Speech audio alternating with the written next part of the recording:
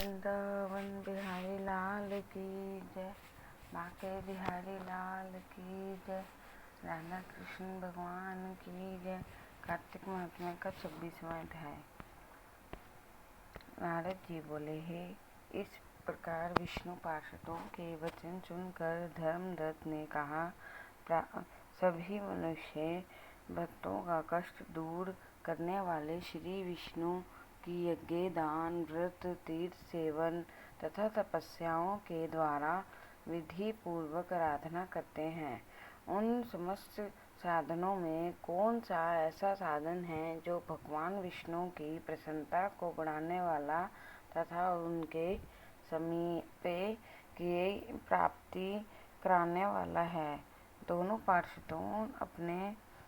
पार्षद अपने पूर्व जन्म की कथा कहने लगे। हे द्विश्रेष्ठ, आपका प्रश्न बड़ा श्रेष्ठ है।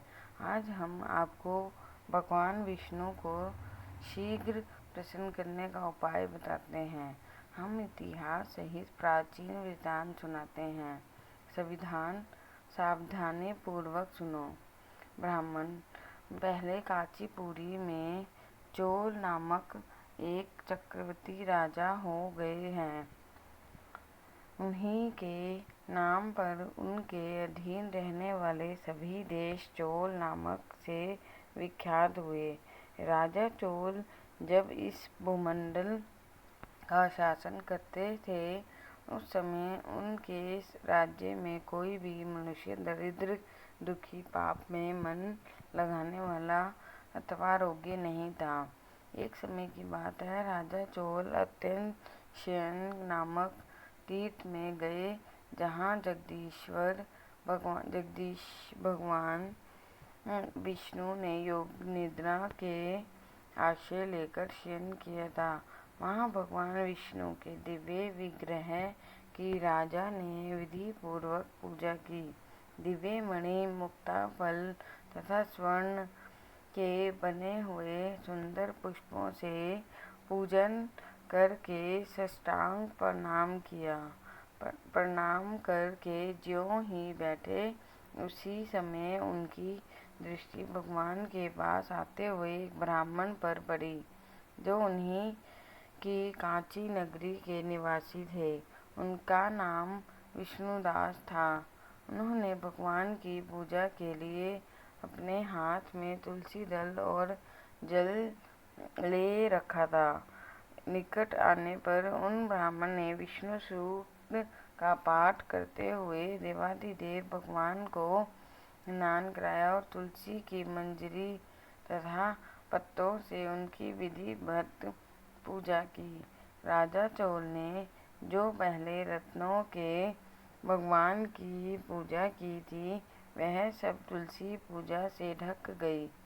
ये देखकर राजा कुपित होकर बोले, विष्णुदास, मैंने मणियों तथा स्वर्ण से भगवान की जो पूजा की थी, वह कितनी शोभा पा रही थी। तुमने तुलसी दल चढ़ाकर उसे ढक दिया। बताओ, ऐसा क्यों किया? मुझे तो ऐसा जान पड़ रहा है कि तुम दरिद्र और गंवार हो, भगवान विष्णु की भक्ति को बिल्कुल नहीं जानते। राजा की यह बात सुनकर द्विश्रेष्ठ विष्णुदास से कहा, राजन, आपको भक्ति का कुछ भी नहीं पता। केवल राजलक्ष्मी के कारण आप घमंड कर रहे हैं। बतलाइए तो, आज से पहले आपने कितने वैष्णव व्रतों का पालन किया है? तब निरपय श्रेष्ठ चोल ने हंसते हुए कहा, तुम तो दरिद्र और निर्धन हो। तुम्हारी भगवान विष्णु में भक्ति ही कितनी है। तुमने भगवान विष्णु को संतुष्ट करने वाला कोई भी यज्ञ और दान आदि नहीं किया, और ना पहले कभी कोई देव मंदिर ही बनवाया। इतने पर भी तुम्हें अपनी भक्ति का इतना गर्व है। अच्छा, तो ये सभी ब्राह्मण मेरी बात सुन लें। भगवान विष्णु के दर्शन पहले मैं करता हूँ, और यह ब्राह्मण इस बात को आप सब लोग देखें। फिर हम दोनों में से किसकी भक्ति कैसी है, ये सब लोग सर्वत्र ही जान लेंगे। ऐसा कहकर राजा अपने राजभवन को चले गए। वहाँ उन्होंने महर्षि मुर्दल को आचार्य बनाकर वैष्णव यज्ञ प्रारंभ किया।